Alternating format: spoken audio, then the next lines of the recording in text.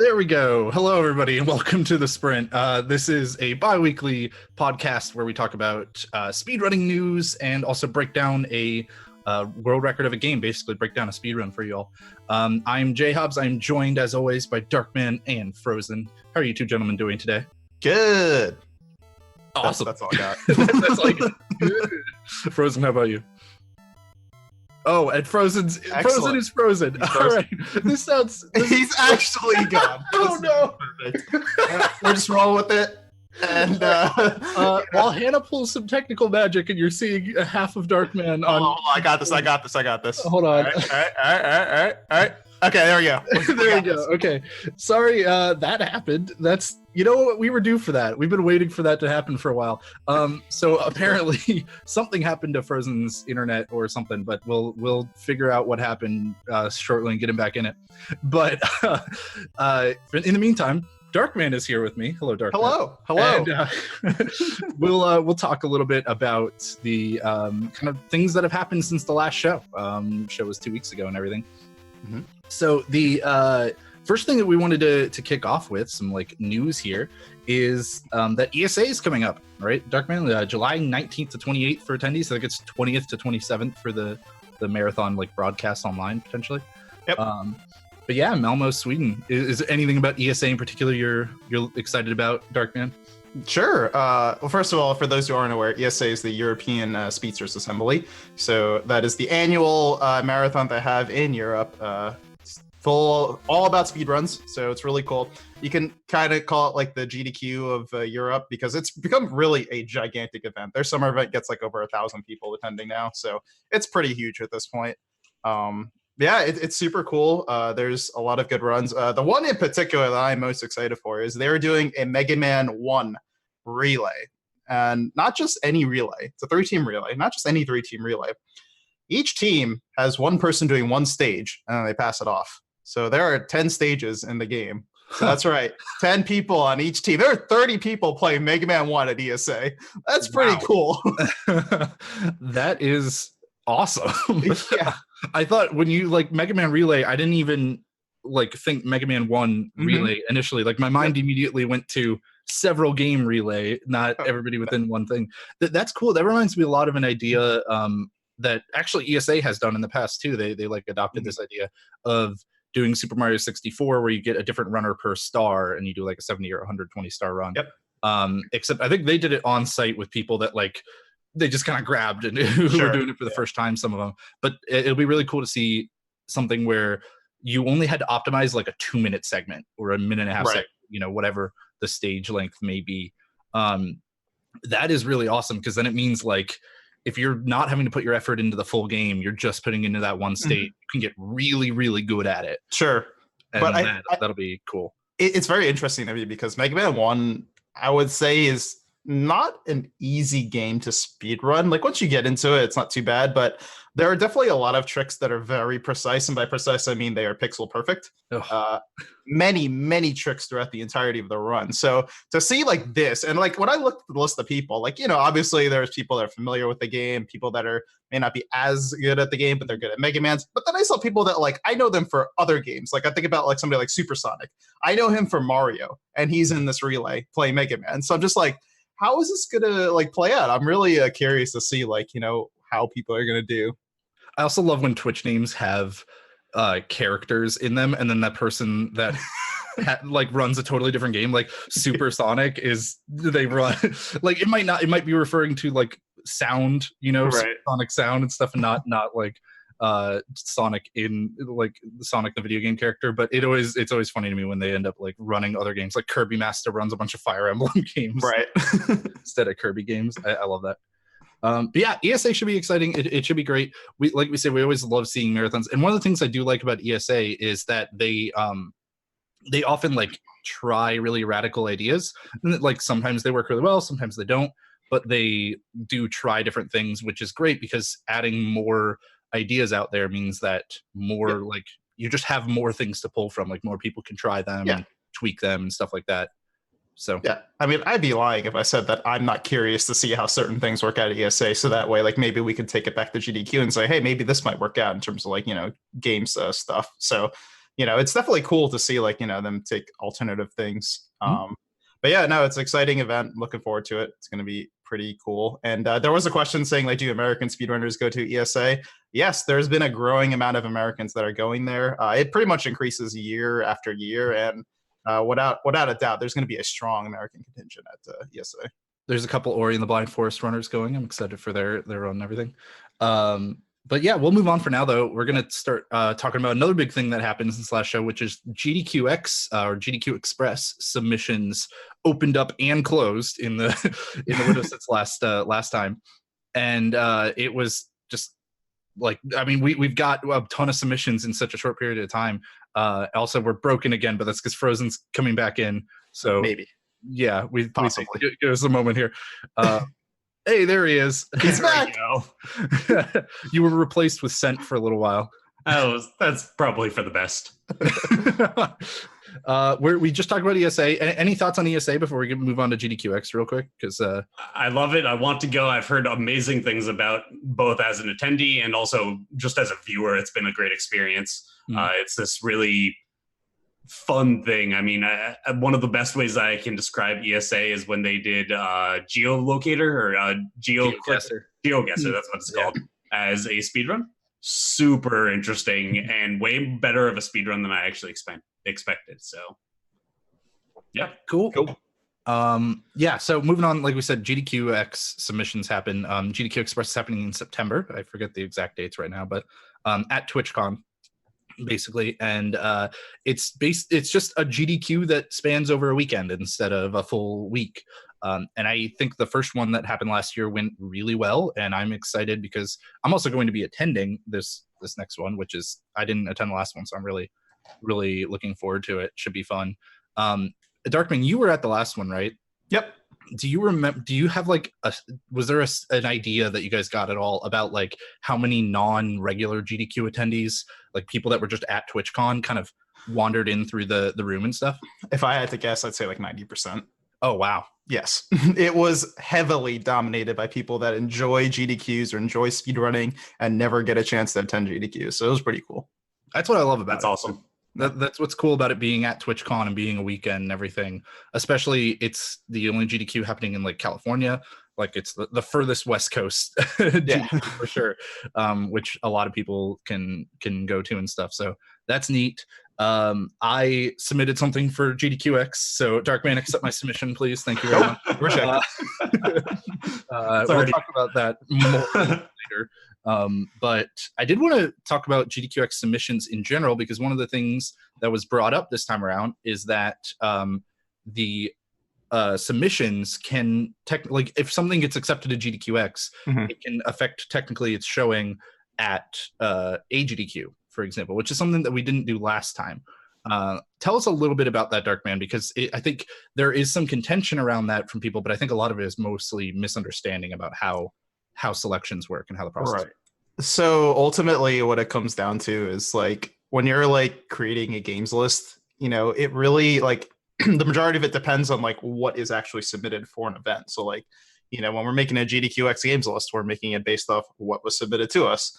Or making an AGDQ list that's based off what was submitted to us, for AGDQ.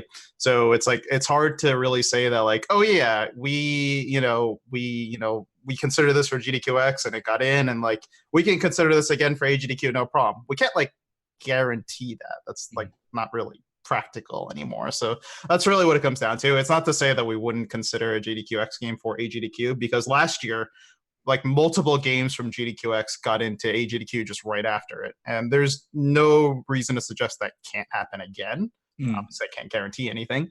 But again, it just kind of comes down to like what is going to be submitted in the future. So we just want to kind of tell people that, yes, it may be a factor, it may not. Like, it really depends. We try to keep the answer like as vague as possible.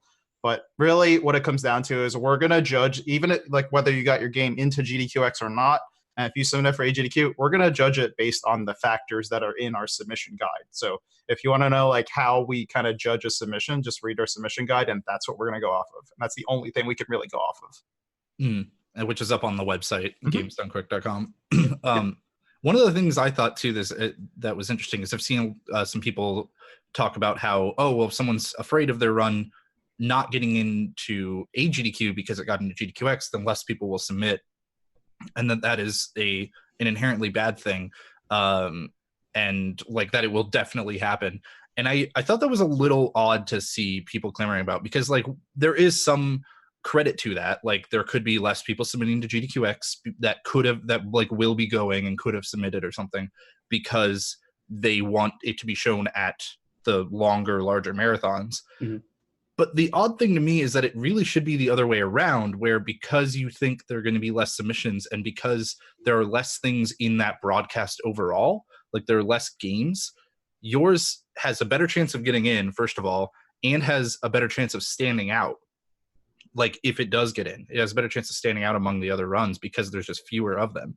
So I was like, I thought that was kind of weird, because I'm just like, we're at the point where there are so many submissions that you have less than a 10% chance really of like getting a run in. You might as well like submit to everything to try to get something in. And also that it'll be better for you as a submitter to have less competition. And we still get enough submissions to where like the quality of the event is not going to be lower because of that. I mean, everybody has different reasons for submitting, and that's totally cool. Like, we understand, like, some people may not want to submit the GDQX now, and that's fine. Like, that's totally your option. If that's what you want to do, go for it. Like, totally makes sense. I do get why people, feel that way. It's completely reasonable, both sides of it, and it's hard to say how it will impact people's decisions to submit. But my hope is that because this event exists and is at TwitchCon on the opposite side of the country from where we normally do GDQs, that more people will even be able to submit. People who normally couldn't come, people on the West Coast, and those who want to do something GDQ related, but that doesn't exist. I mean, Calithon exists, which is a really, really nice marathon, great speedrunning marathon on the West Coast, but GDQ doesn't do anything but this. So. Yeah, in general, I think it just, I don't know. I think it's one of those things that people are more worried about than it is actually a problem, which totally happens sometimes, especially when you're trying to submit a thing to be displayed. Like I'm excited for GDQ X. I'm excited for my first one.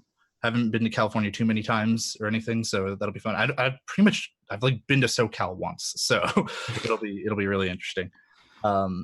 But we're going to move on to our next thing, which is, of course, Super Mario Maker 2 came out, just a little indie game, came out since last time, which has maybe been dominating everybody's following page on Twitch.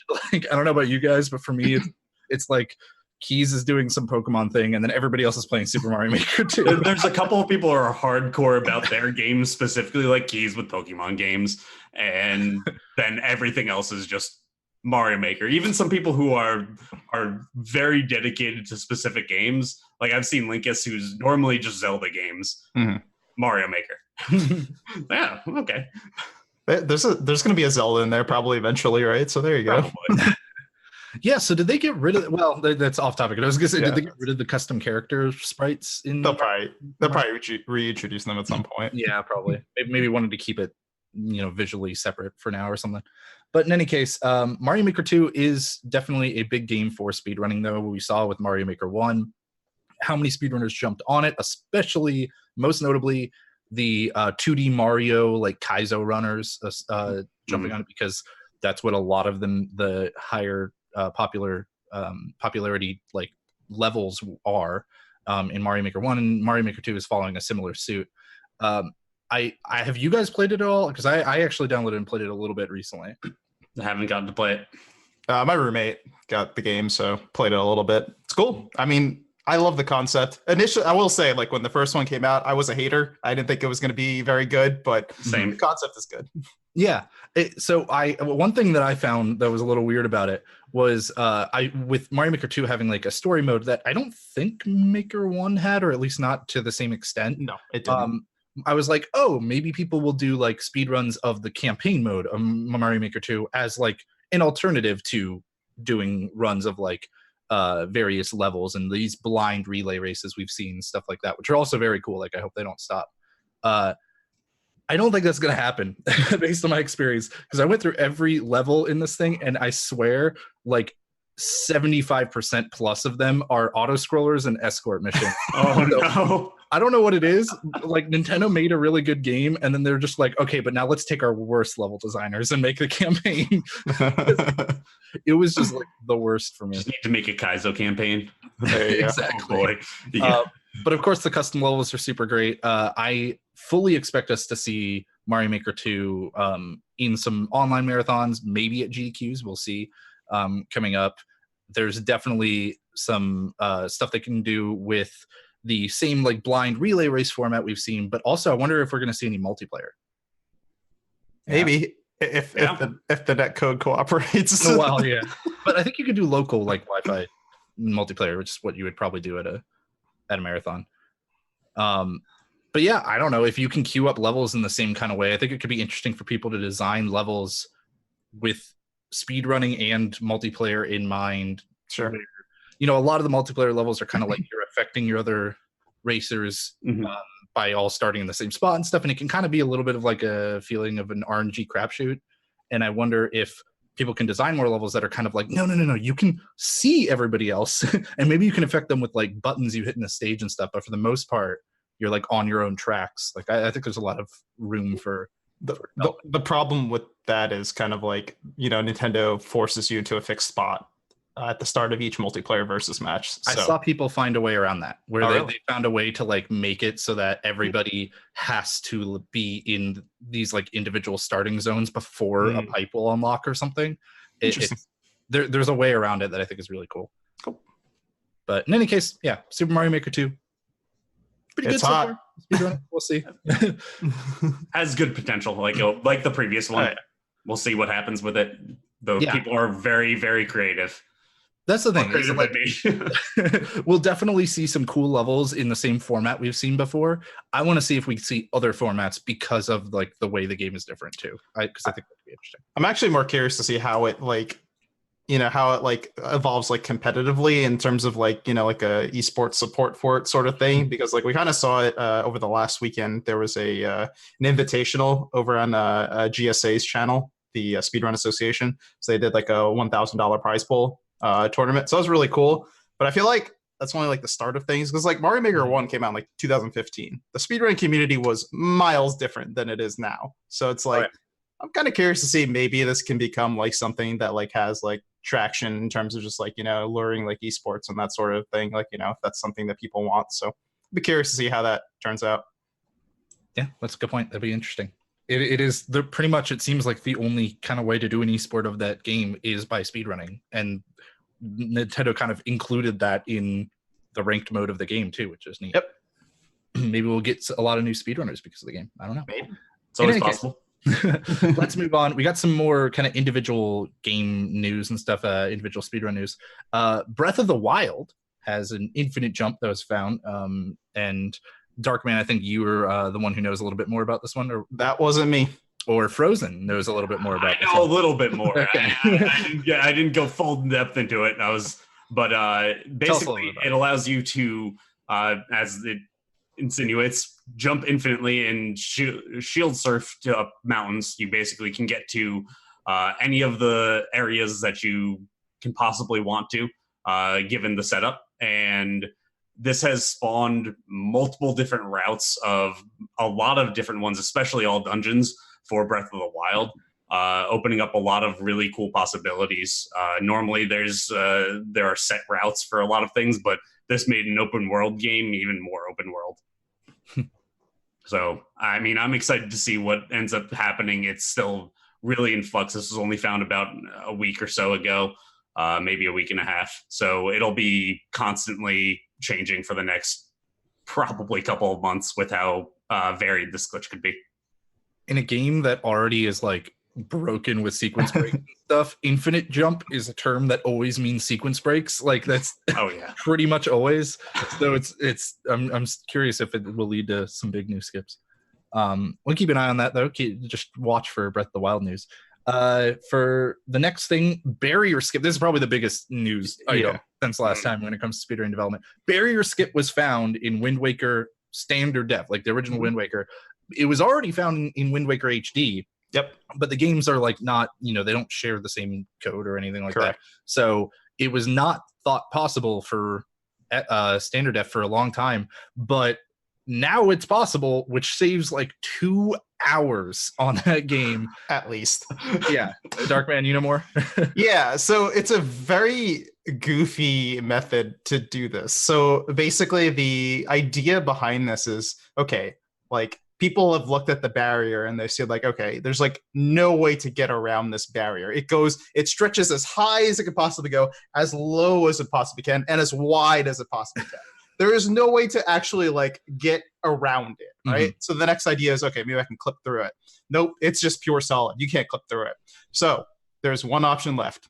Despawn it. That's what we're going to do. Yeah. We're going to despawn the entire barrier. And how do we do that? The most probably the strangest thing I have seen in speedrunning. So there's this elaborate route that people take that involves overloading memory. So you essentially despawn the barrier by overloading memory. To do that, you do such interesting things as fire a bow without arrows, pull out your hookshot 400 times, go to a certain spot at the right time, and pull out your hookshot another 200 times. Repeat the process, and then you do all of that over like the course of like a half an hour to an hour. And if everything lines up, you despawn the barrier. Congrats, go beat the game. That's like the best description I can give for it. It's truly bizarre. People have already done runs with it, right? Like I know it was initially tasked out, I believe, as like this is the thing. This is what we'll finally be able to do RTA. But I think now there have been a couple runs, right? And it's like 2 hours. Yes. So Demon has the time right now to beat at 2 hours flat. And that was him after getting the skip, losing like a half an hour. Because the end game is now a lot harder. A lot harder. Yeah. So, yeah. Because that's the other thing that people don't often think about when a new skip gets found, especially in a game like Zelda, where you're powering up as you go through the game, right? You're getting new items, you're getting new abilities, stuff like that. Is usually when you find some massive skip that goes closer to the end of the game, you are now way, way weaker than you used to be. You skipped all the upgrades. Yeah, you skipped everything in this game now. Right. So, like, you could have a trick that saves 2.5 hours, but you lose a half an hour because of it, because everything after needs to be slower. I don't think that's quite the case. Those are exaggerated numbers for this specific scenario, but that is, people are going to have to get a lot better at the end of the game, I guess. Yeah.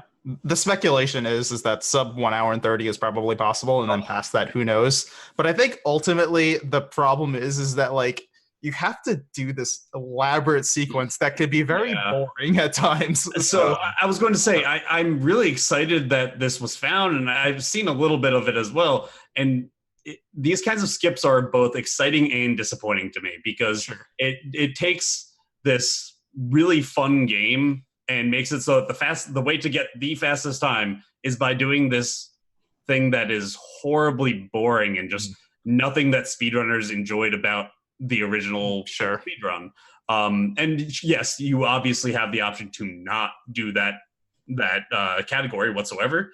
I'm sure that they have all kinds of different category splits now for that. Yep. But it's still just kind of disappointing to a degree, because the fastest time is a really long setup. They've already done category splits for it, so we'll see what happens in the future. Oh yeah, I was gonna say, like, I'm sure there's a category split. Like, anytime there's something this massive that also totally changes the route, like, it'd be one thing if it were a 2 hour time save that like didn't massively change everything before it and after it, but when it's that massive, there's usually like category stuff. Yep. But yeah, it's still really, this is like one of the old speedrunning like myths, like legends or whatever. It was, how are we going to, or barrier skip will never happen. And I feel like there's one or two others that aren't immediately coming to mind, but Gelato skip definitely was one of them for a long time. Yeah. Super Mario Sunshine. Yes. Yeah. So it's cool to see one of those, like, just enter like it's a historical moment in speedrunning history, basically. It was when it happened in HD, and that was already like wild. It's mind-blowing that it could possibly happen in both of them. It was after the HD one was found, I know a lot of people were just like, okay, well, that's fine, we're just not going to bother with the standard definition one. But I'm glad some people kept on going and drew their hook shot 1,000 times. Right. Kept working on it. Oh man, that's wild. In any case, that we'll see what happens with Wind Waker standard F runs in the future. We're gonna move on to a couple of kind of quick news items at the end here, a couple of rapid fire ones, because there are two pretty notable world records that happened recently. The first is Torge got a sub 17-minute time in Ocarina of Time any percent, which is like one of the things that a lot of people say got them into speedrunning was when it was first sub 18, right? Like that was a huge moment where a lot of people saw the records that Narcissa set like a big record around that time and everything.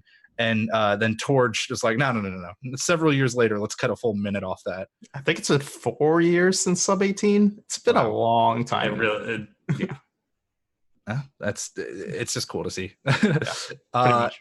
And then we are also going to talk a little bit about Banjo-Kazooie, because Banjo-Kazooie, a lot of people know it for N64, obviously, but not many people know that it's also run on Xbox, because in Xbox, you can actually skip a lot of the cutscene text, I think, or at least it's a lot faster. Yeah, basically, you have to have beaten the game in order to skip through the text specifically, and so within that, you can skip through all of the text extremely fast, and it cuts off a lot of time, probably at least 10 minutes. Yeah. And so like for some reason, not a lot of people play on Xbox. I can't remember the exact reason, but it's not just, gotta play N64 because I'm a purist or anything. Like there are other reasons that I can't recall at the moment why people don't play on Xbox. But some people do. And recently, Any Percent just got a sub-hour time by 8-Bit Beast, which is super cool. 8-Bit Beast, also a notable tasser of the Crash Bandicoot games, which I think is cool. Cool. So it's just a really awesome round number being cut again. There's so many round numbers being dropped now with the barrier skip and then Torge and with OOT and all that. I just want to take a quick aside and say, like, all these news items we discussed, like, the majority of them happened like the last 2 days. It's been a very wild last 2 days. Let's just say that. Yeah, like that's why we don't know a ton about this either. Like it like just happened, but we did want to call it out because it's a pretty notable thing. It's pretty cool. Yeah, can beat Banjo-Kazooie in under an hour now. That's right. All right. Well, with that, I think unless somebody else had any hot news that happened since we started the the show, we're going to move on to breaking down a speed run. So this is kind of a really big segment we do a lot of the time, where we bring a guest on and they're going to just walk us through a world record, tell us a little bit about how that run went for the runner, how that run works, stuff like that. And we will be back in a moment with Zallard1, who's going to help us break down Mike Tyson's Punch-Out. I almost said Super Punch-Out, but no, it's Mike Tyson's Punch-Out. So just we'll show you the VOD for that as we're getting Zallard into the call and everything, and we'll see you all in a minute. Should be really exciting. Thanks for the host, GR Voda.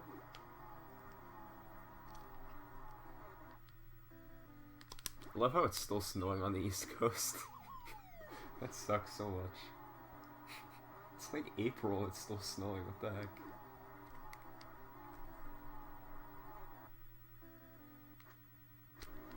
And it didn't rain here, like, in the winter much. And they were talking about a drought again, like they always do when it's, like, below average rain total for a season. And then in the spring, it just, like, poured every day. So now I think we're fine.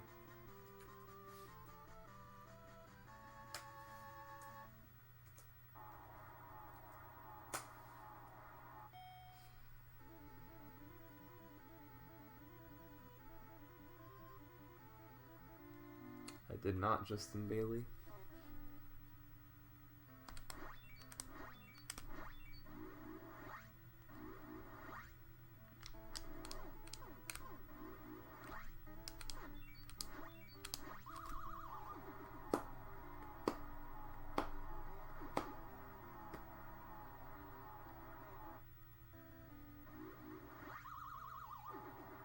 Yeah, we get no rain for like half the year. Like, when I say no rain, I literally mean, like, a single drop does not fall from the sky. California is weird with rain.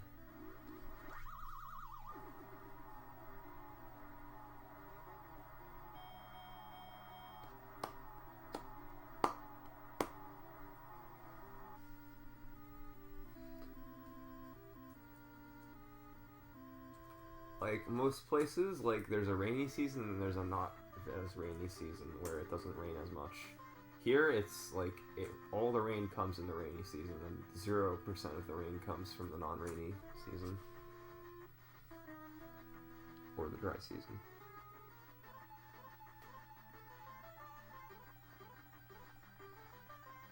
Hello, everybody, and welcome back to the Sprint, where now it's time, as JHobz mentioned, to do our run analysis segment, where every show we take a run and kind of break it down, show what went well, what didn't, what can be improved, some of the cool tricks you'll see throughout the run. And this week's show is, of course, Mike Tyson's Punch-Out! So the celebrated NES game, way back when. It's a pretty cool game. It's obviously, yes, it's a boxing game, but it's got a lot more to it than just punch the guy. So, what better way to help us break down this awesome world record by SummoningSalt than by bringing in one of the the legendary Punch-Out! Runners, Zallard1. So Zallard, welcome. Hey, thanks everyone. Glad to be here and help you out with this breakdown this week.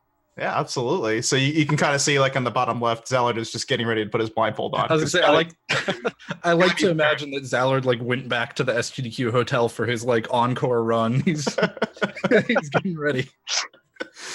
So Zallard, why don't you go ahead and talk to us a little bit about Mike Tyson's Punch-Out! Just give me a little bit of obviously, I think a lot of people here know about the game itself, but maybe tell me kind of a little bit about the game and how the mechanics work in terms of just the speedrun. Sure, yeah. So this is Mike Tyson's Punch-Out! Despite the appearance of being a boxing game, once you start to dive deeper into it, it starts to become apparent that it's more like a puzzle game with a disguise of a boxing game. So real quick, let's go over some of the basics. You have 4 basic punches you can do: left and right body blows, which you can just tap B and A buttons respectively, as well as left and right jabs, which are the same, but you have to hold up while you're pressing the button. Okay.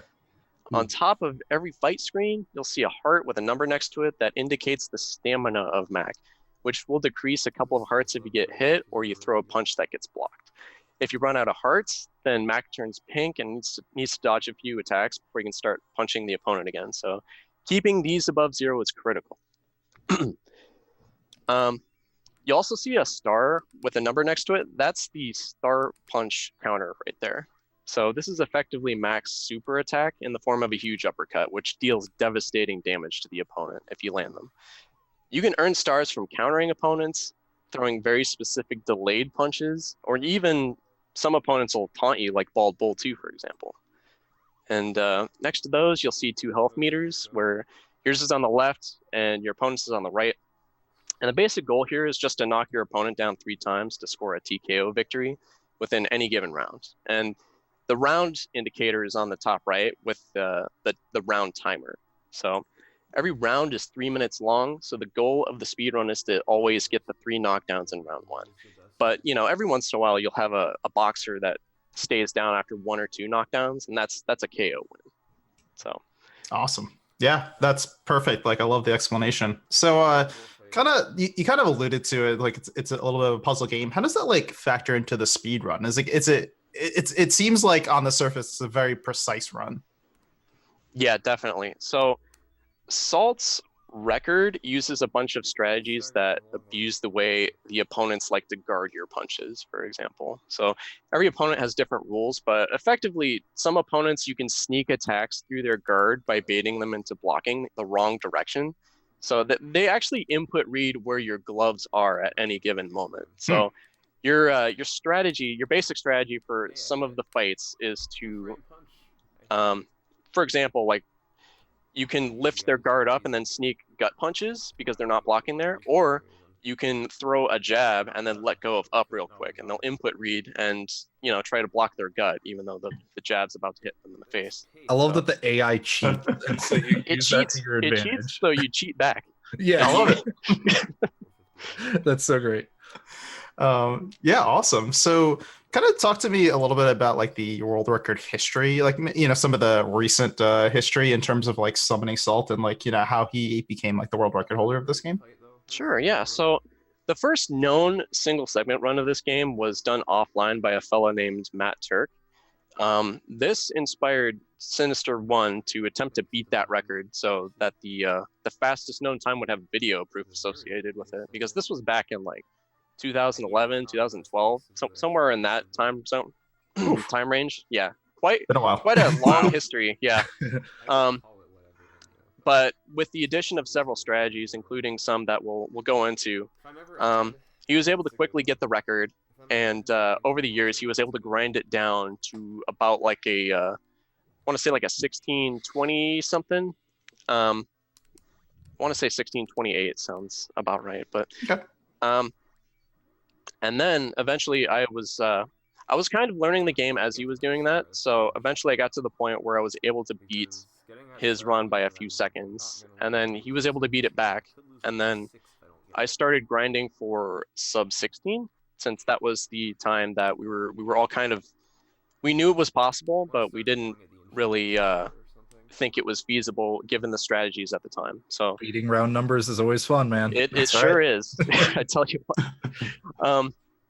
Eventually I was able to do it, and then I want to say like a year or two later, SummoningSalt came around, and he got a 15-second improvement over my time. Wow. With some really strong execution and really, really good luck. So from there on, it was basically Salt just grinding that time down to what you see today.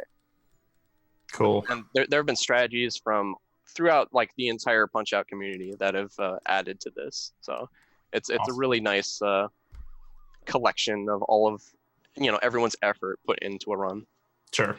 So speaking of time, I think we would be remiss if we didn't address what exactly is on the right side of the screen, because there is not a timer that is rolling right now. So how does this time work in this game? It's not Right. live split, and I'm too new to the speedrunning community to like. I was like, oh, I'm scared. What is What is not live split? What is this wizardry? So this game is timed a bit different from most other speedruns, as you can see. We go by in-game time. So over the years, this has been the standard for the game, since it's the timing method that most closely correlates to the skill of each player. So like what I mean by that is this game will have random referee counts and random fake get-up animations from opponents that waste significant amounts of real time, despite execution being identical per every run. You also see like special situations that come into play every now and again, like Super Macho Man's number of spins when he does his super spin attack. That's a random number. That could be like anywhere from 3 to 8. So like the difference between him doing 3 spins twice and 8 spins twice is pretty huge for real time. Oh, that's strange, but I love this timing system. This is like so unique. You don't see this in like other games. And the Yeah. in-game time is like Nintendo seconds, right? Like old Yes. old Nintendo seconds. So they're really fast, right? Yeah. The timer on the top right is pretty fast. Like they're especially for a lot of the boxers like Soda Pop, where like every second ticks down really fast. But it's the best way to reflect the skill of each player. So that's the method that we've gone through. It's just interesting, like seeing even an in-game time that is still like you can use it for competition, but it has no exact bearing on like what the actual real time is. Like normally with in-game time, you can at least like have a guess of like, oh, there were 10 minutes of loads or whatever, and thus this is the real time. But this one, it's just like 16 minutes is not 16 minutes. Like No. Not even close. No. Nope. Cool. All right. Well, I think it's kind of time to get right into it. So for those who are not familiar, we go through the clips of the run. We go one at a time and kind of help break it down. Something different for this run is because of the length of it. We decided that it'd be cool to just show basically the entire run. We're going to show every single fight here. So you're going to get a the full world record experience pretty much, except the stuff that doesn't really do anything. So we're going to go ahead, get things started and do a first fight, Glass Joe, in which absolutely nothing is happening. Yeah, poor Glass Joe. So Glass Joe, his deal is that the only thing that matters is a one punch at 42 seconds. Like he backs up at 40, and then all you have to do is just punch him on the correct moment when he steps in. It's a 4-frame window. You want to hit the first couple to get the 42 flat. But what's going on here is Salt's doing what's called a buffer strategy. So what you do is when you punch, you can do another action. Like you could pretty much prepare the next action that you want Mac to do by holding the next input, and then he'll just do it on the first frame possible. So once he gets that first punch in, then he's won the fight. Like he just has to press the sequence of things, and then Glass Joe goes down. That's pretty much it. There's a variety of buffer strategies that you can use, but like the only thing that matters is as long as the last punch, or the first punch, I should say, hits him at about 38 seconds, then you've won. It's good. It's a good way to start your speed run, right? It's basically a cutscene. I was gonna say another way to think of buffer strategies for people out there who aren't super familiar with like what input buffering is in terms of speedruns is instead of having like 4 seconds and in a specific moment within that 4 seconds you need to exactly press one thing, you can instead go, well, if I press all 5 of these things back to back to back, that is always consistent, it will happen to land perfectly on that spot where I wanted to press it. If I just had to guess. So that's like what input buffering is in kind of a nutshell. It's a little, if you haven't like done it, sometimes it's a little hard to still wrap your head around, but it's really useful for timing things. Yeah, definitely. I think my favorite part about this clip is like, if you watch at the beginning, and which is probably going to come back shortly, you notice that the timer says 42 as a split there, even though he hasn't actually completed it. That's because, we all know. That's it. We all know he's done the moment he steps in the ring. So that's perfect. He's going down. He's Glass Joe. Meanwhile, I go and try to play Arcade Punch-Out at one GDQ where they had it, and Glass Joe just totally wrecked me. I don't like to think about those that time. That was his peak, I think. Pretty much that game, and then it's never been the same. That was just trying to make us feel better. Yeah. He punched me in my arcade run, actually. So Okay, there you go. There's proof that he has power. All right, so we're gonna go ahead and move on now to the Von Kaiser fight. So now we got some real action going on here. Yeah, Von Kaiser's got a few things going on. The first thing that you see is Salt will punch him in the face and then immediately punch him in the gut. Now, that punch in the gut, he's actually doing a bit of guard manipulation there. He's basically just pressing up as soon as the punch is starting. And then, from there, he's kind of just keeping Kaiser's guard up so that he takes all those punches. Like, if you were to replicate this on your own, you'd be like, hey, why is he blocking me all the time? That's weird. But yeah, there's a lot of D-pad movement going on there. Gotta get him to put his dukes up, man. Yeah, exactly. Got to make sure that he's cheating the wrong way. So yeah, the main thing here is just that there's a random star you can get. Every other star is 50% likely once you get a counter punch after the 7th punch of the fight. So he gets the star, it looks like, and just it speeds up the 3rd phase of the fight. That's pretty much all there is to say about this fight. It's a pretty simple one, pretty good follow-up from Glass Joe. Cool. So again, they started easy, but we're gonna go into our next fight then, and that's Piston Honda. The first time we see him, and I think things get a little bit more complicated from here. Yeah. So Piston Honda is one of the most random fights in the game. This is commonly like the first reset point, since the run kind of banks on a specific pattern from him. That hook that Honda just threw is what you need. You need him to throw a hook after you throw all those star punches. Otherwise, he'll just sit there, and you're kind of just sitting there hoping that he'll take punches. But usually he'll throw like an uppercut or something and mess you up. So you don't want that. The way the fight starts, he starts manipulating Honda's guard up to score those free hits I was talking about. And he pretty much uses them immediately, but with some small delays to make sure that he's dealing a lot of damage with the stars. So there's a mechanic in this game where if you throw a star punch and the opponent's gloves are not near their face, they take a little bit more damage. So you can abuse that a couple of times throughout this run, but just delaying your stars there gets you that extra damage you need. And then once he gets up from the first knockdown, he gets up on a 1 count.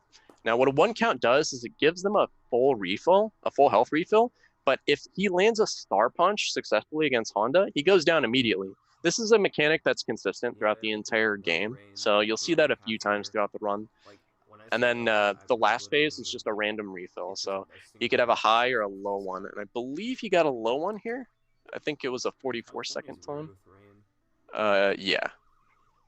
think so. Is the count that he gets up on random as well, or is that predetermined for the boss? The counts are random, except the one counts. The one counts are the only ones that you have some kind of control over.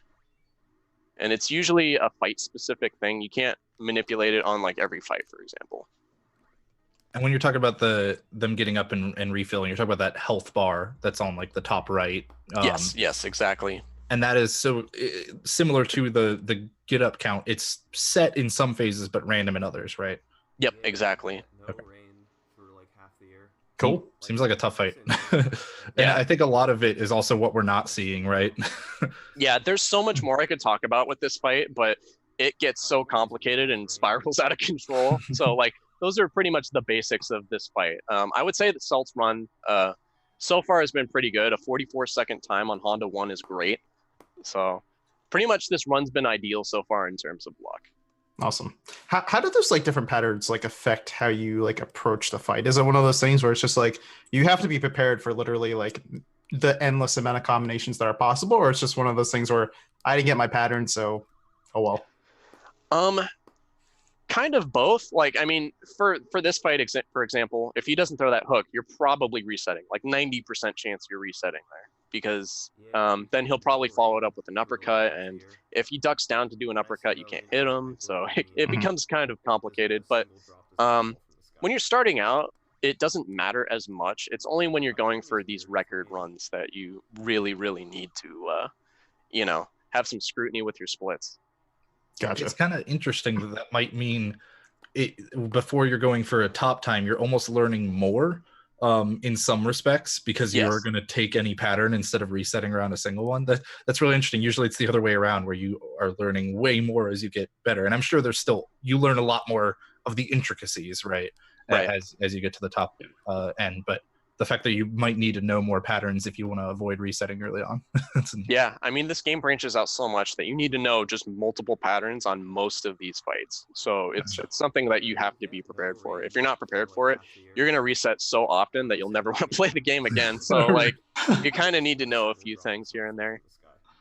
I think last thing before we move to the next one, is there any, like, does anybody race this game because of how like random it can be with different fight patterns?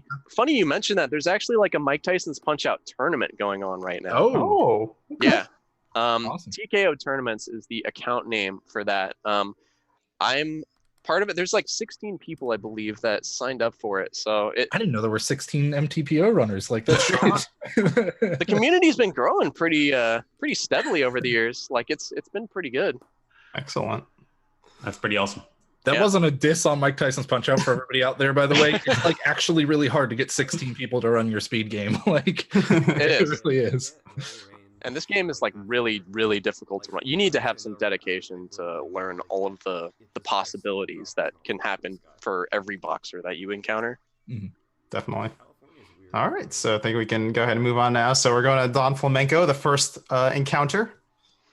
Yeah, Don Flamenco. So this fight was a terror back in the day. So that star that Salt gets is frame perfect. You have a 1 frame window to get that star. But the trick there is you saw him do some dodges there. That's what's called a buffer strategy. So he's basically doing dodges in a specific way to waste an exact amount of time to get that frame perfect star every single time. So this used to be a mandatory frame perfect punch that you'd reset on before you even get to King Hippo. So now it's just like it's been rendered chill, this fight. I like it. It's pretty much just a breather. I see. I love the 15 seconds. Like he actually got a 14 in this fight. So you were done with this fight in 14 seconds. That's like amazing. Yeah, 14.97 is in fact the task time for this fight. So you can't get any better than that. Wow. Always really good to have a super consistent split too, like immediately after one that you're going to reset around a lot. So that way, exactly. Like you get a breather once you finally get past it. Yeah, this game has a bunch of breathers. Cool. All right, so now we can move on to probably one of the worst reset points in the early going. Or is it? That's King Hippo. King Hippo, yeah. So over the years, King Hippo has been resetting many a speedrun. Just the way that this fight works is that there's a 3/8 chance that he'll open, and you can counterpunch him and get 9 hits or 8 hits depending on how fast you are. You need to be really fast in every one of those counter hits in order to get the 3 cycle. Otherwise, you have to bank on another 3/8 chance, which is kind of not great. However, recently there's been a discovery by Lucander158 in the chat where you can actually manipulate him to open the first time.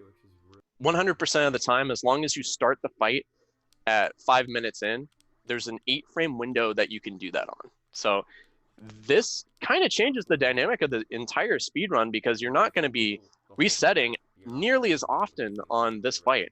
There's also kind of a setup for the third punch. It gets a little bit more complicated, but effectively what it comes down to is if your first counter and second counter are super, super fast, then typically he'll open the third time now. So you're seeing a lot, like Salt's been doing attempts recently. You've been seeing a lot of like 37s, 38s. You would get like 137 per stream if you're lucky. And, Salt's gotten like 5, 6, 7 on, his recent couple streams. It's kind of mind-blowing to look at when you've been, speedrunning this game for so long. And Hippo's just giving it up like it's nothing. Like, it's unreal looking. Recent developments in a game from 1987. Like, speedrunning is awesome, man. Yeah, it's so good. I love this too because like we decided to we're gonna do this game and we talked to Zallard and he's down and then he's like, oh wait a minute, they just found this King Hippo manipulation. We may have a new world record in the next few days. Yep. Yeah, we were worried. SummoningSalt worried. We were hopeful, but worried. SummoningSalt was gonna get a new one like during this broadcast or right before it, and we're gonna have the outdated video. Yep. But yeah, so there you go. So even though we're breaking down this world record, we may very well have a new one in the future, in the near future. So that's okay. You still, for the most part, everything is pretty much similar. It's like Zallard said, this is like a huge discovery because it kind of opens up the late game. Because the late game is very difficult in this game. Yep. And we're going to go ahead and move on to the Great Tiger fight, which is up next. Yeah, Great Tiger. So, this fight is 100% consistent, which is just like a breath of fresh air in this game. So all you have to do is do these delayed right gut counters to gather stars. All of these stars are 100% consistent. And basically what you're trying to set up is when he does the gem flash, he has his gloves down when he's about to punch you. So it's kind of signaling he's about to punch you. So if you throw Star Punch at that particular moment, it deals more damage, like I was talking about a little bit earlier. And this setup, as you can see, he's getting up on 1 count, which is a big no-no for Great Tiger. You have 2 stars just on the ready, and you just floor him as soon as he gets back up. It's a pretty quick fight, and really, as long as you're reasonably consistent, you should be getting 48 seconds every time. If you mess up, then you could lose like 6 seconds. It's a pretty bad time loss, but it sneaks up on you every once in a while where you'll just miss a counter or something. Right. So this fight doesn't really branch out outside of that, so it's a pretty simple fight, all things considered. Nice. Awesome. So I think we can go ahead and move on then, because the next fight is certainly not simple, and that's Ball 1. Yeah, Ball 1. This is one of the first challenging and complicated fights in the game because it branches out a lot depending on what refills you get, what patterns you get, and a random star at the start of phase 2, for example. So right here, you see Mac just punching him and throwing star punches. So this is the 17-second knockdown. This is so easy to do, this first phase. All you have to do is just buffer jabs and buffer star punches right after. The only part you hesitate on is the last punch. You just delay a tiny bit. Phase 2, all you have to do, well, it all depends on the star that you get. You could either get the star, you don't. And you kind of have to react to random rolling jabs. If he throws those out, those are a 25% chance. So there's also some guard manipulation going on near the start of phase 2. And phase 3 is all about it's all about just landing the stars you've accrued in phase 2. Salt got a low refill there, so he got a sick time there. 103 is below average for sure. And now it looks like in phase, so the rolling jabs you talk about are like where he kind of like Yes. rolls his fists and stuff before punching.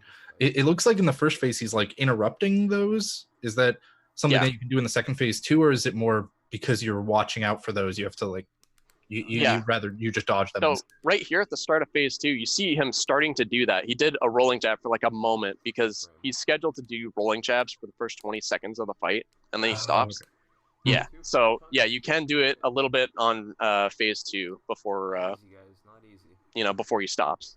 Interesting And that it's linked to the timer and not to the phase, like most Yes. things. Yeah, there are a lot of things that are timer based in this game. For example, like in this fight, his guard speeds up at 30 seconds, so you can't do sneaky guard manipulation things once it hits that time. Okay. Cool. But yeah, so like this is a really good fight from Salt. Definitely a strong fight. You can get a little bit faster with some crazy luck situations, but this is definitely better than you would expect. Awesome. All right, so now we can go ahead and move on. So it's the return of Piston Honda. He's back, and we're still gonna punch him. Yep. So this is a cool fight because if you do everything right, then he doesn't even get to throw a punch at you. You are just beating him senseless, and then you just it's crazy the amount of tech in this fight, especially. So that's right. He's doing the 27-second phase. There's a 25-second one that you could do now. So that's one improvement that Salt is probably consistently getting compared to his splits. But yeah, so he's doing this thing where he's doing a left quick dodge into a star punch. He's doing that specifically to set up the max damage uppercut. So basically you're doing guard manipulation when you're doing that quick dodge such that he lifts his guard up and then he's busy lowering it in response. And because he's busy, he won't dodge out of the way because he'll start dodging after you throw 2 star punches at him. That locks him into place, and it also deals more damage. It's so good. It's like the perfect combination of things you want in this game. And yeah, it's really, really hard to do that. This was a technique that was introduced by McHazard, which is the current tool-assisted runner of this game. He's improved the task twice over the years from a Delicat's task. And yeah, the rest of this is all about like guard manipulation. You're basically like he opens the fight with 2 gut punches. That's basically a bunch of like you're doing guard manipulation to keep his gloves up, or basically to initially get him up and then to keep him up, kind of like the technique you do on Von Kaiser. And then his guard will get tired and you punch him in the face after. So yeah, because I was going to ask about the like, do they get tired with all that? Yes. Yeah. So it's a fight specific thing, but effectively what you're doing is you want to abuse their guard being tired. Like for example, those 2 jabs that he just did there. That's a result of him just, he was holding his gloves up for so long. He just had to put them down. And then, like, oh no, I'm getting punched in the face twice. What do I do? Right. So you say it's fight specific. Is it that some fights just don't have that, like they don't really get tired at all? They don't have that mechanic, or it's just only useful in some fights? So basically in most, well, at least for the speedrun, because the guard will change in like different rounds and stuff, but for the speedrun specifically, there are fights where their guard is just so good that they'll input read you perfectly every time and they'll never get tired. You know what I mean? So like if you try to sneak a punch in, they'll just reblock you. Wow. Like insane frame reading, no latency. Yeah, for sure. So like any time where their guard has any weakness, you can be assured that the speedrun is exploiting it. Between the 2 Piston Honda fights, which one is like more obnoxious? Is it the first just because you reset more around it, or is the second? The first one's easier, but you reset a lot more often. This fight is you reset on it, but it's all because of you. Like it's your execution if you mess up. The only randomness in this fight is the random refill that he gets up with. So that'll change, especially with the new strategy. Salt could get like a 42-second time or a 46, 47. So pretty significant in this. Yeah, pretty much. Just as long as you're doing everything right, then things are good. Otherwise, you're in trouble. Okay. All right, so I think we can go ahead and move on to our next fight. So it's Everybody's favorite beverage, soda pop, right? Oh, soda. Yeah, so this guy, he's kind of like King Hippo 2 in a sense. I mean, basically what you're doing is you're hoping that he throws uppercuts, which is when he ducks down. When he ducks down, you can counter him, and pretty much that sets a flag to where the next subsequent star punch will instantly knock him down. So it's random if he does uppercuts or hooks, and it's also random the delay that he gives. Like, say, for example, like this one, he waited a lot longer to duck down than the previous time when Salt countered him. And it's also important that you have to hold down. For whatever reason, when you're holding down, Soda gets really confused and just kind of freezes in his tracks. And that gives you the single opportunity that you have to counter him and take him down with a star punch. So there's not a whole lot to this fight outside of that. It's basically just, hope you get the uppercut. Otherwise, you're losing a lot of time here, especially 52. That's super above average. Mm-hmm. So one of the things we were talking about when we initially looked at this run and everything was it's unfortunate there's no input display, no input reader, because there's so much going on that you don't see, that are D-pad movements that you don't see any visual reaction from Little Mac for. So it's unfortunate you can't see that, but I take it, like you were saying, you got to hold down at the right time in this fight and everything. It's pretty important in this one and many other fights. Yeah, definitely. Like the amount of D-pad movement just in between punches that you wouldn't even think that would have D-pad movement. Like, it doesn't even make sense unless you just know the game that well. Like, it's just all weird stuff. And any outsider that watches these runs are just like, this guy's cheating. Like, you can't punch him that way. I've done it. He blocks. Like, what? So, I mean, that's especially like if there was a input display, it would reveal a lot of the tech going on here. All right, so I think we can go ahead and move on. We're in the middle of the gauntlet. We're running the gauntlet, and we're just going right back to Bald Bull, our favorite. He's back. Bald Bull. This guy. So, the two punches, I believe, had like a 4-frame window each. As long as you hit those two, those are the most challenging punches probably in the fight. Once you get through those two, then you're pretty much set. This is one of those fights where it's not very random at all, unless you're going for what's called misdirect gutters. So a gutter is basically just the term we use for guard manipulated punch to the stomach. So what you're doing here is basically this fight has a mechanic where if you have a star punch and you knock him down with a star, then he'll actually stay down. Or if you counter him with a bull charge, he'll stay down. If you're trying to just whittle his damage down, then he'll actually just stand up. He'll stay standing, and his hit points will actually go up a tiny bit every time you do that. So you need to make sure that the hit points are precisely like to the point where a star punch takes him down. Okay. So that blocked punch that you saw Salt get there, that was the result of him attempting one of those misdirected gutters. There's a 25% chance that he'll actually be able to gutter him, and he won't have to do that thing where he jabs him in the face and gets the delayed gut punch. And that will basically let him skip that entire sequence. And he'll save quite a bit of time, like 4 seconds or so, I want to say. So, but didn't happen to him here, you're saying? Yeah, exactly. Okay. Seems like there's a lot of spots where there's time save, but it's one of those maybe everything would have to line up. Nobody's going to go for that ridiculous of a chance. The stars need to align for that to actually occur. The stars. Oh, I see what you did there. So kind of talk to me a little bit about, I guess, like the timing of this fight in terms of the HP bar. Like you said, like it has to make sure that you use that star to like get him to be knocked down. So like every punch that he's doing now, is that like in a set order to make sure he gets there, or is it kind of just like reacting to what Bulbul gives him and then he's just kind of like doing the appropriate move? Yeah, so Bull 2, he's pretty set in his pattern as long as you're doing this strategy. It gets random if you let him escape from that, so to speak, but he'll always do these two hooks, and then he'll do either like an uppercut or a like rolling jabs or something, but you never see him get there because we're always knocking him down before that. So that's why this is kind of a really set fight in the way that it's executed. Okay. All right. So we're going to go ahead and move on now. So we're at Don Flamenco 2. Yeah. Yeah, this fight. So That good, huh? I think that Yeah. explains everything. We can move to the next one. Remember, he Yep. went down in 15 seconds. Let's just forget about it. Less than 15 seconds. So yeah, Dawn 2. Wow. This guy. So he has this mechanic where as long as you're holding a star and you're doing a counterpunch after, there's a 1 in 16 chance that he'll give you another star.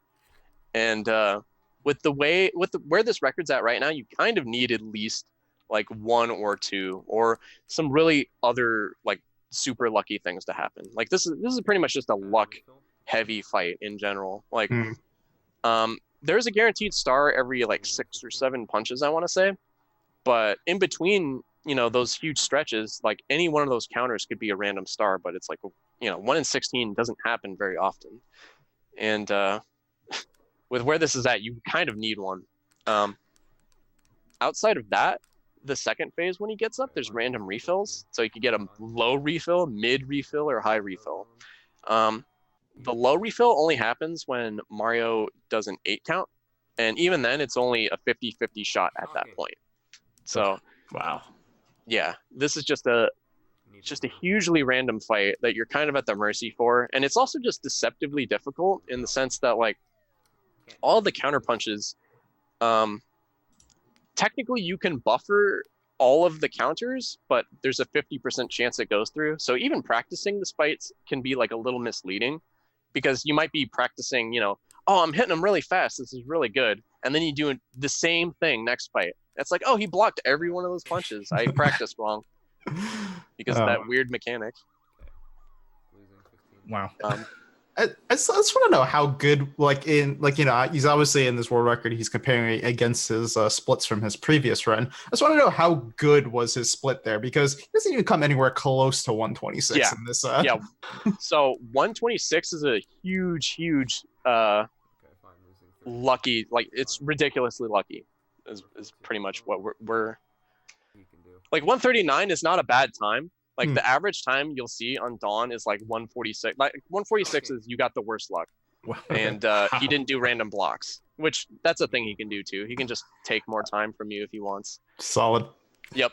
141 is like you got pretty all right luck, like slightly, you know, average to above average maybe. And then anything below that, you probably either got the lowest refill or you got a random star. So yeah. You have to know so many routes and branches for this fight because of all of the possibilities, and you need to be able to capitalize anytime you get a star. Because if you get a star in phase 1, changes everything. If you get 2 stars, changes everything. 3 stars, you'll never see that, but it'll also change everything. And you got to be prepared for it. Get me ready for that very, very tiny chance. Like a small off chance it happens. All right, so we're going to go ahead and move on to the next fight. So we're at Mr. Sandman.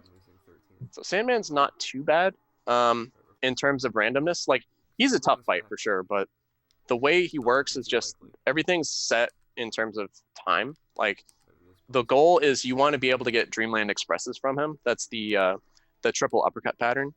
And you'll notice, actually, Salt halved his health at the start. That means he pressed select before the fight even started. It's sort of like a weird Easter egg thing because usually when you do select in rounds 2 or 3, it recovers health, but if you do it before the fight even starts, it subtracts it for some reason. It because the game isn't difficult enough. They had to put in a challenge effectively. Yeah. So pretty much he's manipulating his health to be low so that he'll take a knockdown at a specific time. So at the start of the fight, he was doing these gut punches. He's using a lot of, you know, guard manipulation there, keeping his gloves up so he can sneak punches through. And then Sandman here, at 130 in particular, he freezes, and you're pretty much just waiting for him to throw the triple uppercuts. If you dodge extremely fast, then you'll get like 18 plus 1 hit. And the final hit you want to delay with that dodge to make sure it deals extra damage. Now, if he gets knocked down at 159 plus 1 frame or later, then that's great. He'll do triple uppercuts again. If you get knocked down exactly at 159, he won't do it. If you do it any earlier, he won't do it. So you kind of have to make sure that everything lines up such that he does this pattern. And this pattern here, he got pretty much the best delay you could get. You could get worse delays, like you could get 226, for example, if things go really bad, but you did everything else before that perfect. But Not looking too likely. yeah, it's pretty much all up to that delay, and as long as you don't mess up, and as long as you don't get the absolute worst luck, because you could also get up with a high refill, which is also pretty bad. Is 220 the best you can get here, or could he have gotten a little more lucky?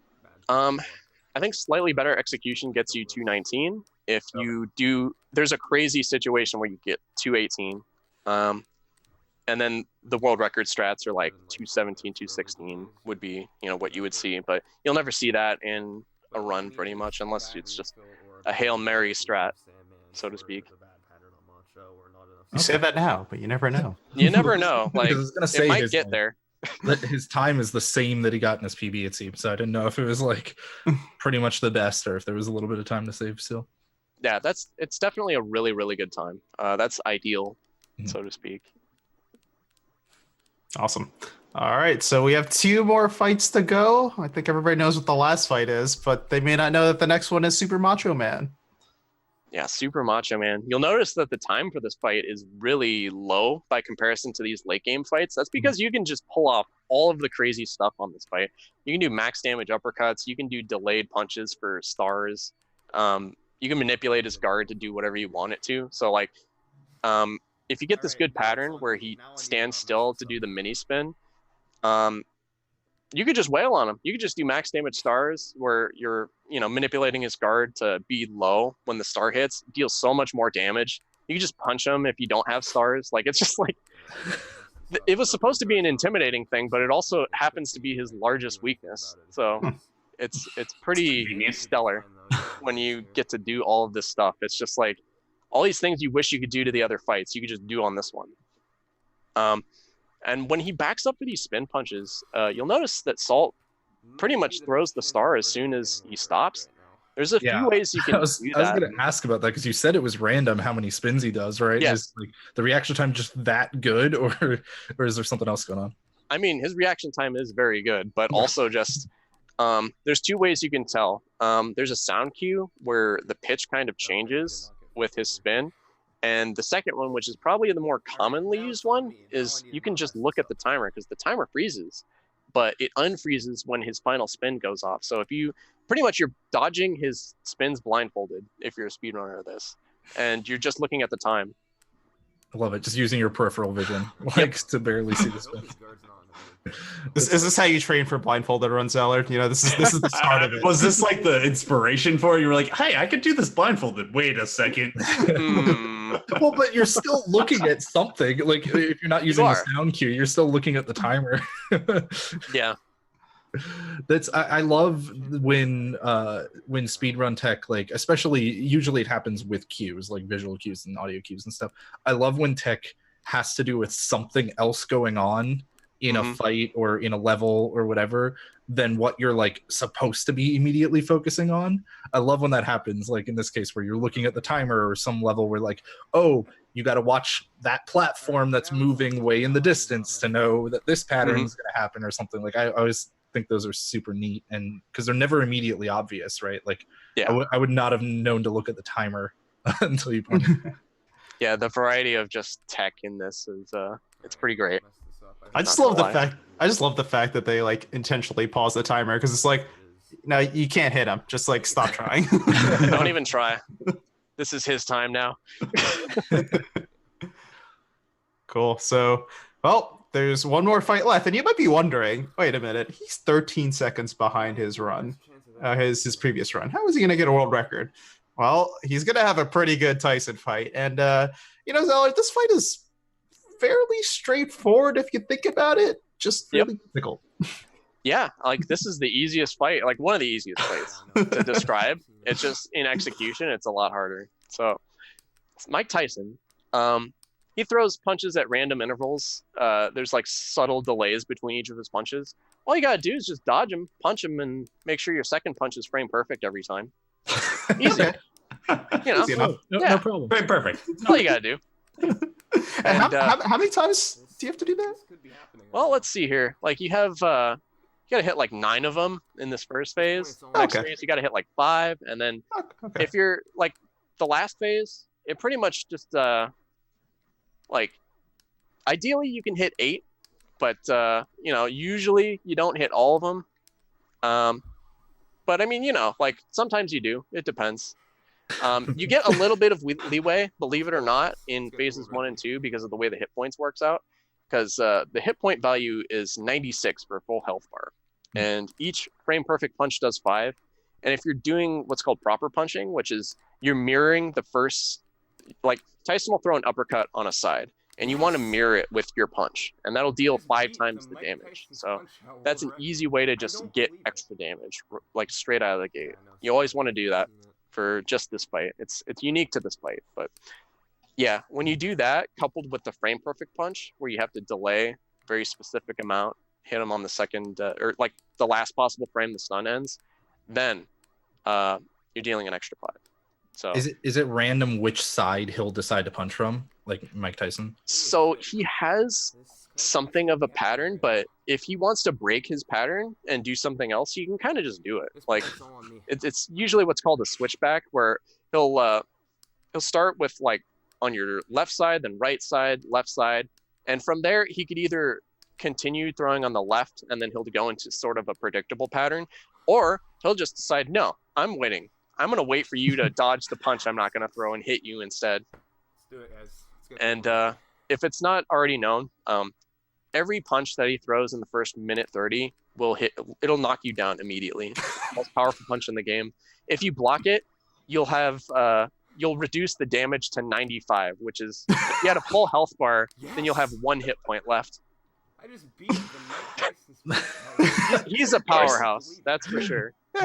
I mean, Wow. when you're the titular character, like Yeah. if you're Mike Tyson, you're getting a video game named after you and made after you. You're gonna make yourself the strongest character in the game.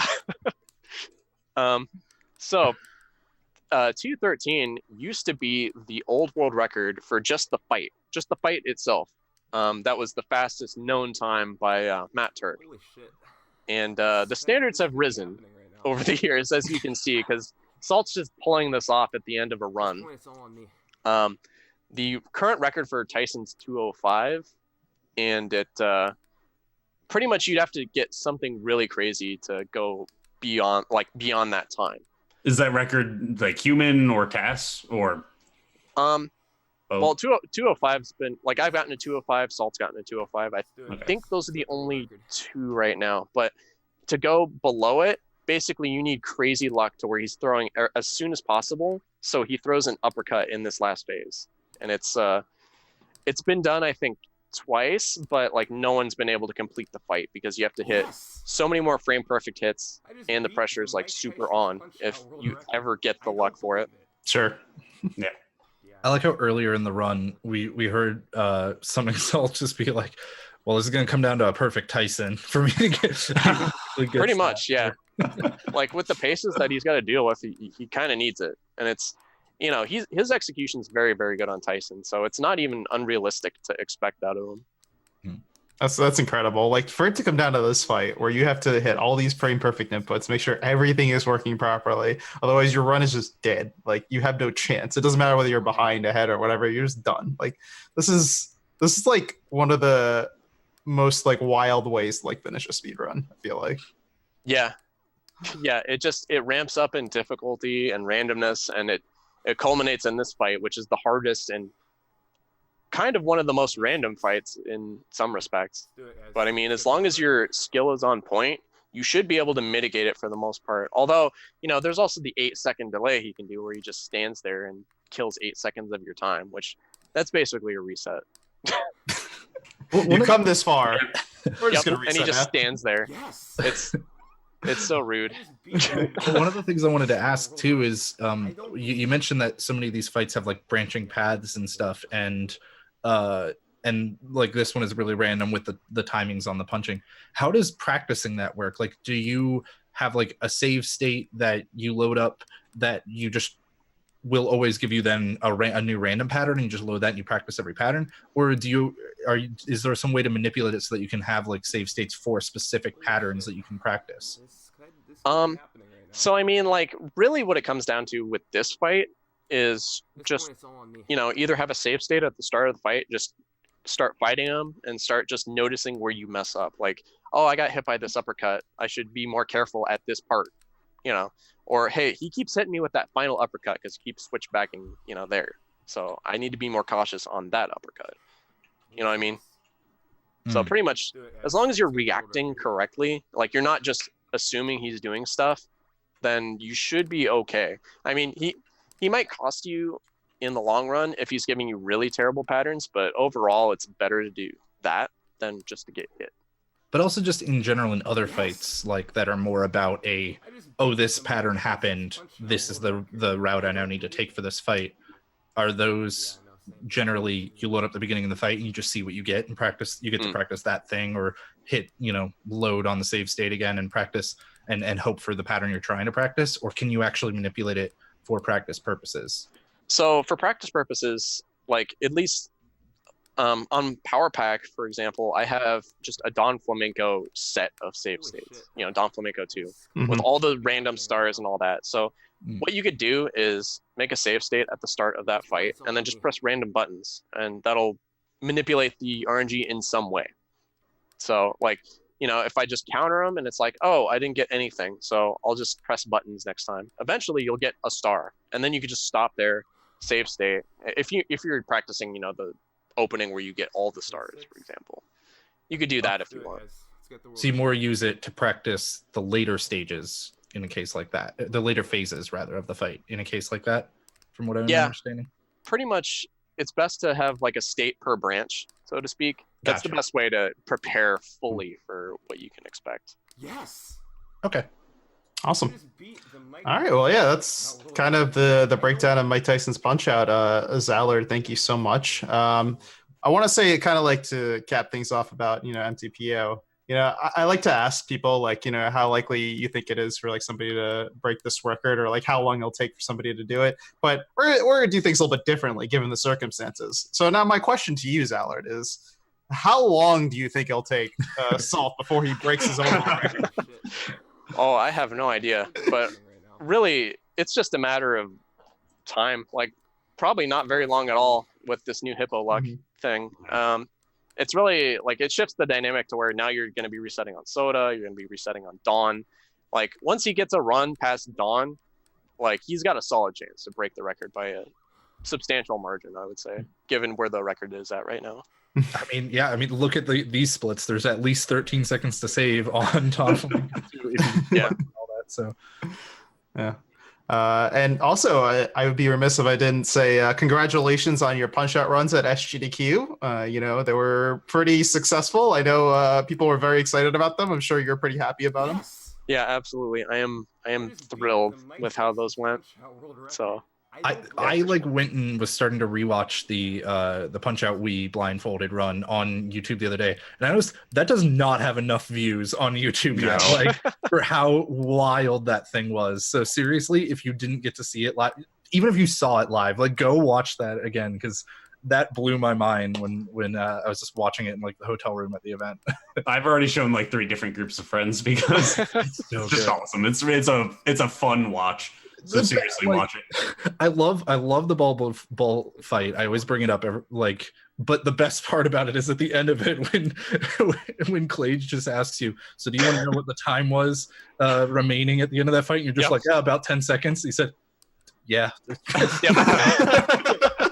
He's just like, oh, I wanted to surprise you with it instead of you're just like, no, I knew. No, I have an idea. That's not just an idea. That's pretty accurate. You were like basically spot on. It was so good. Oh, yeah. But yeah, no, I think that pretty much wraps it up for this segment. Thank you so much, Zallard, for taking the time to help us break this down. If you want to catch this video, just make sure you look up SummoningSalt as his Twitch, so you can find the current world record there. And you should just give SummoningSalt a follow as well as Zallard, because Salt is going to be, you know, he's doing attempts, you know, as we speak. He's been doing it over the last week. So if you want to see more Punch-Out, you should definitely give him a follow. And again, thank you so much, Zallard. So and check out SummoningSalt's YouTube channel too. He does a lot of really cool world record history things. Way more in depth than like what we can do here for the historical part. Yep, absolutely. Yeah, I think at this point, a lot of people probably know him more so for his YouTube videos than his Punch-Out, but he's pretty good at both. So Yeah, Yeah, if you don't know, go check them out. For That's sure. Yep. Yeah, thanks for having me. Absolutely. Glad to make Thanks it. for coming on. Absolutely. sure. So we're going to go ahead and take a quick break, say goodbye to Zallard, and then kind of wrap up the show with a few more lighthearted segments. So please stick around and we'll be back shortly.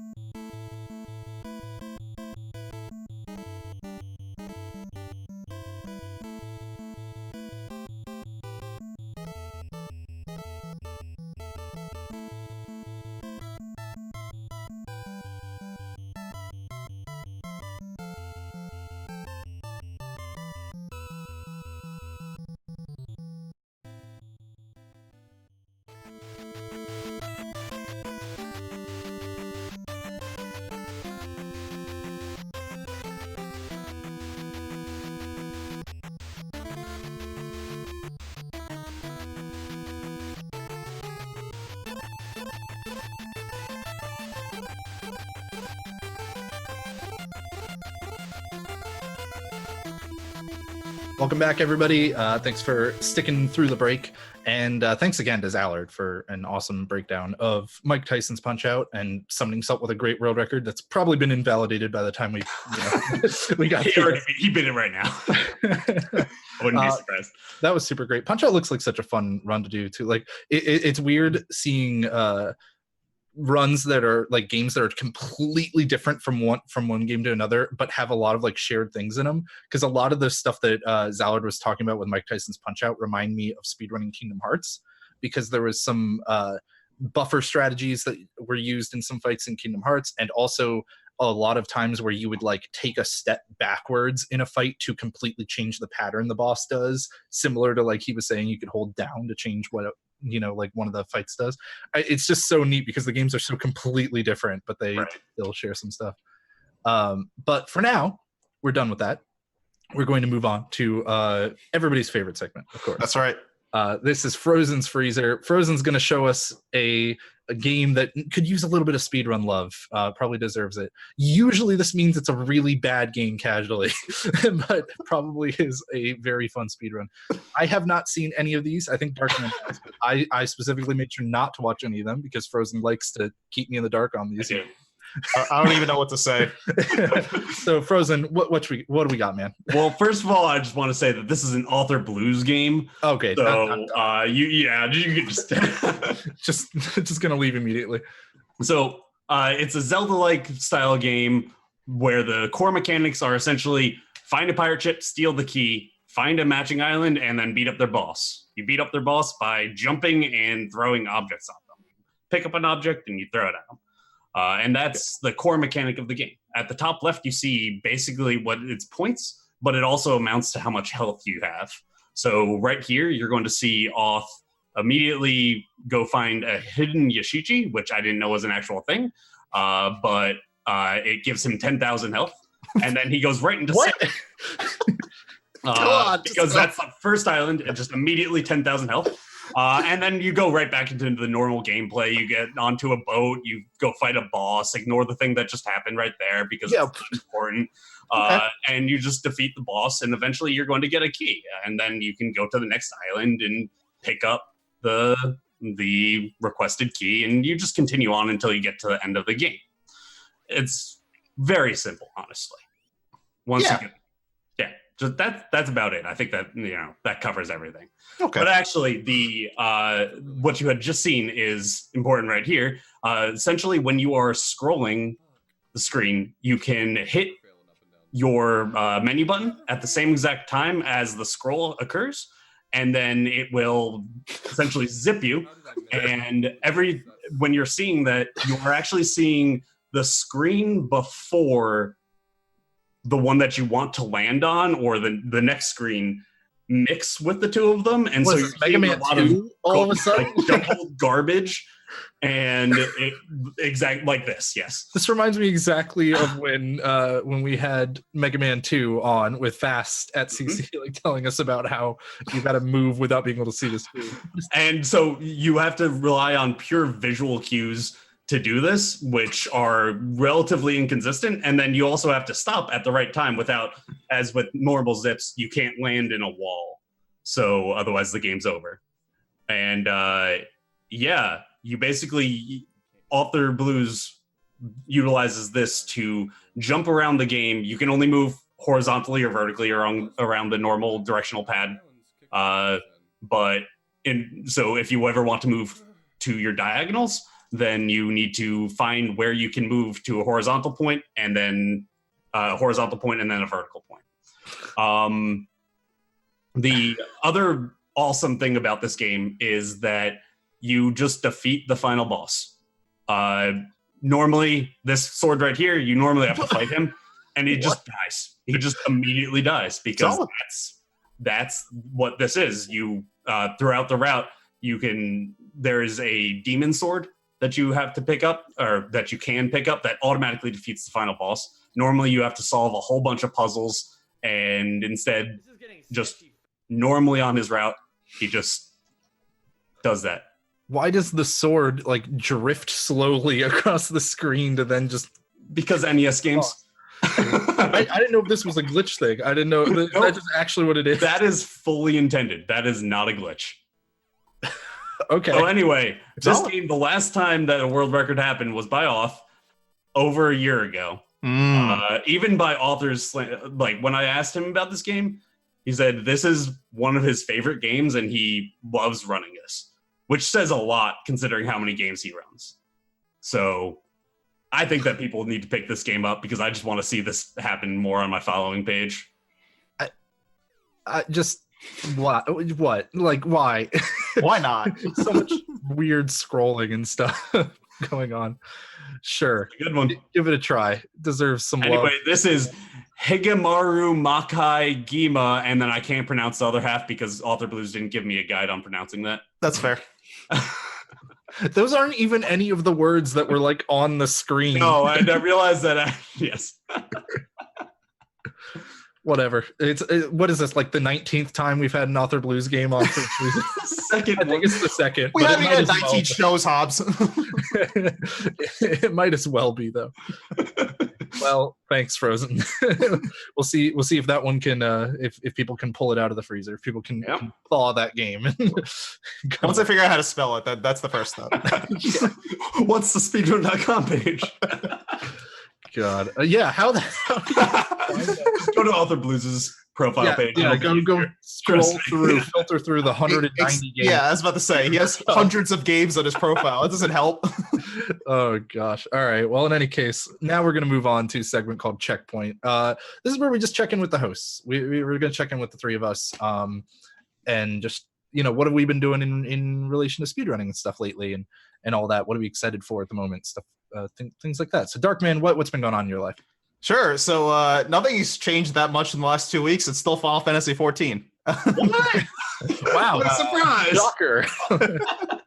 Yeah, I'm still horribly addicted to that game because it's really good. But in actual speedrunning news, over the last Saturday, which was a few days ago, we had a hot fix for the Lost Levels community. So Super Mario Brothers Lost Levels.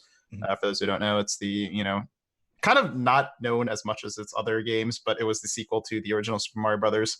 And the community kind of want to showcase like their runs and their different categories. So we kind of put together like a 4-hour little broadcast thing, 8 different categories, Mario and Luigi. So it was really cool. It was a lot of fun. I was surprised a little bit because like at 4 hours and for like the same game and like 8 different categories, I thought I might like kind of lose my attention a little bit over the course of it. But no, it was really good. Like every run was really good. And that kind of capped it off by the last run, which was the hardest category. It's honestly not only the hardest category in the game, but probably one of the hardest categories of like any 2D Mario game, which is the Warpless D4 category. You have to beat every single stage, including like the extra bonus stages, which are like just intentionally hard.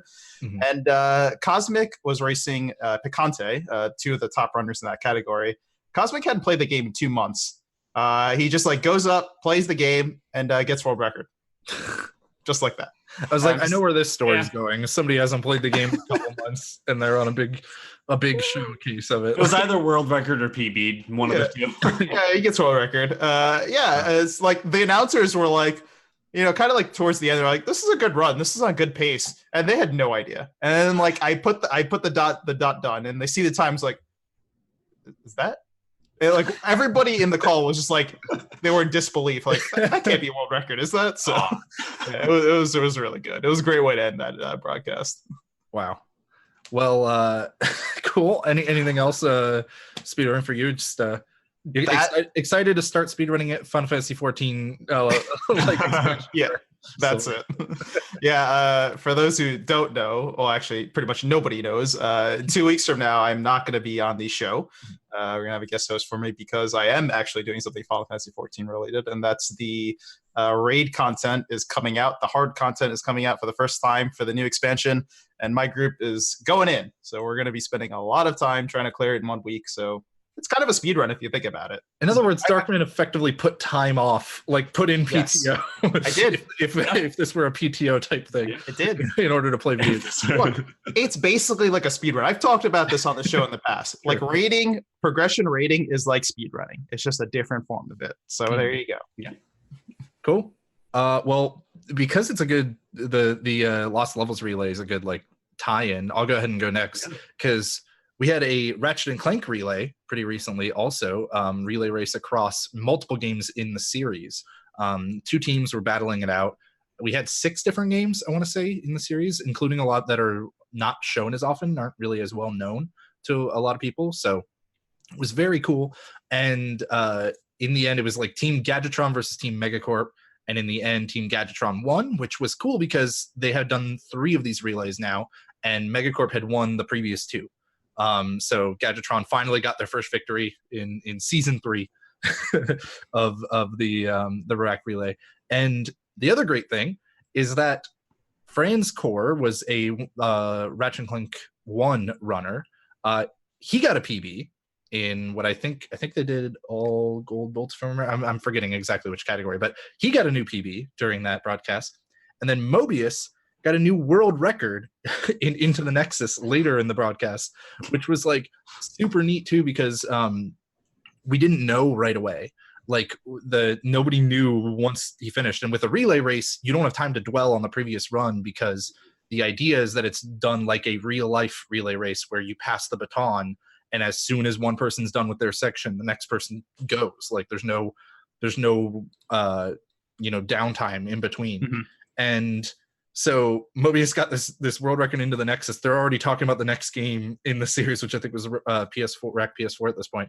And then like later Mobius comes back in and was just like, hey, I think that was world record. We're just like, wait, what? It's like, yeah, I'm gonna go double check, but I think it was. He double checks and it is. He's just like, yeah, that was record. And they freaked out in the middle of a different game. It was wild. That was great. We're actually gonna have a clip for that at the end, not for the world record thing, because like I said, it didn't happen at the end of the run, but for something else that happened in the race that was just beautiful. It was just hilarious and great, but stay tuned for that. Also for me, I've been hopping into speedrunning Spider-Man recently, the 2018 new game from Insomniac Studios. And for me, like what I've been doing is I learned the second of 3 DLC expansions I made for the game, like little DLC story campaigns, and it is so fun. Like I want more people to play this, because I the DLCs were very fun on their own. The game is super fun to begin with, but I was speedrunning the game, the DLC on ultimate difficulty with my friend Terizzle or Rio Piece. We were doing like a lot of races and stuff. And ultimate is really, really hard for this game. I kind of used like GDQ X submissions as an excuse to learn this now, because it was always something I wanted to like learn and get back to, but I needed that extra motivator. So I was like, okay, I will learn this quickly and start running it and submit it for GDQ X. So if you need an example of like how quickly sometimes you can learn a run, especially like a shorter one, I went from being terrible at it to getting a really good time in like 6 days for this run. So it only took like 2 days before I was good. I felt strong enough in it to do a submission. So yeah, get out there and get speed running. It's a lot easier than you think. But got sub 30 in it, which we were kind of like not sure if it was really going to be possible initially, because the game is so difficult and the fights and movement are so hard for it. But we kept labbing stuff out, and then I got pretty lucky in one run also. And we're sitting there wondering like, okay, well, is 28 possible? Can we knock another minute off this? We're pretty sure we can, but it'd be really, really hard. I just want to see more people do it. I hope it gets into GDQ X so that hopefully more people can see Spider-Man as a speedrunning game, because the DLCs are short and sweet. It's super awesome. No comment. Frozen, what you got? Yeah, it was like Darkman. I was waiting for the Darkman. So for me, I picked up one of my old speed games, Tesla Grad, on the Switch, and I started playing around with it. And that's awesome. Yeah. And I started messing around with some things that kind of worked on PC, and ended up finding it's a big glitch, not a usable one right now, because basically I've been able to wiggle out of bounds and be able to move from screen to screen. It's just a matter of finding my way around in the darkness in order to actually move effectively, or knowing where I can clip in and out. So I've been playing around with that a lot recently. None of the other speedrunners I know have it on Switch. So what you're saying is you're going to mess with it a little bit more, and then 2 weeks from now, we're going to have it on for Frozen's Freezer, as this game just got a big development in it. Probably. I've been considering it with putt, throw some in there. Yeah, but that's about all I've got going on. It's been an interesting time. I haven't really gotten to glitch hunt much over the past probably couple of years even. But yeah. All right. Well, I think with that, we are pretty much going to wrap up here and call it a little bit early. So thanks again to Zallard for joining us earlier in the show, and thanks again to Darkman and Frozen for joining me as well. Of course. And thank you everybody for watching. I did want to quickly plug a couple announcements at the end of this, some stuff for GDQ and also just like stuff for Hotfix. Specifically, let me load these up. They're the Frame Fatale games list, because there is going to be a second one. Submissions for that happen and everything. We talked about that before. That is out on July 18th, so that's 2 days from now. And then Tree Fort is happening on Sunday. I think that's the next like planned hotfix broadcast. Is coming back on Sunday at 3 p.m. with the Club Classic Square RPGs. That's a good club. Yeah, I don't. We'll see. That'll be interesting. Tina Hack's going to be hosting that one. The Frame Fatale VODs, also from the first one, are on YouTube now, and a lot of the hotfix VODs that have been missing from YouTube in the interim since then are going to be up. Hannah was on medical leave, and really, we needed to let her rest. Like, absolutely, she needed the rest. So those are going to start going up soon. So any of like previous Sprint episodes, if you, I don't know, maybe you tuned in for the first time today and you enjoyed what you saw. We've done, a dozen or so of these at this point.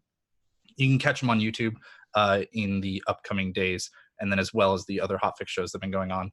And of course, I wanted to remind everybody that if you have, a Twitch Prime sub, or you've got, the extra $5 to spare, anything like that, please, if you can subscribe, we really appreciate it. It does help fund the hotfix content, and it lets us know that people enjoy the stuff and want us to keep doing it. So we really appreciate it a lot. It helps a ton. And yeah, I think that's all we got. Anybody got any last words before we go to some clips? Nope, covered it all. All right. Thanks, everybody. We're going to show some clips as we head on out of here, and we will catch you in 2 weeks, except for Darkman, who will be too busy raiding. So bye, everybody. Bye. This is getting sketchy fast for Tarna. This is getting sketchy fast for Tarna. I don't know. I don't know what's going on here. Can somebody please verify if he got that or not? Because he needs to get that for this run to count. Oh my god. Oh my god. Tarna, are you kidding me? Tarna. Come on.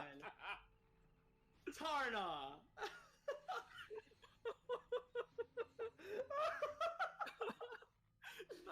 So what Tarna just did there, the reason he swapped controllers, he used a turbo controller, which is extremely illegal. Tarna literally just cheated his GDQ run to swag. In true Megacorp fashion, he cheated. God damn it, Tarna. Hey MJ, it's Pete. Yeah, I have your number in my phone, Pete. You don't have to tell me it's you. Right. Well, obviously. that was an unfortunate spot to pick. I know. So was that.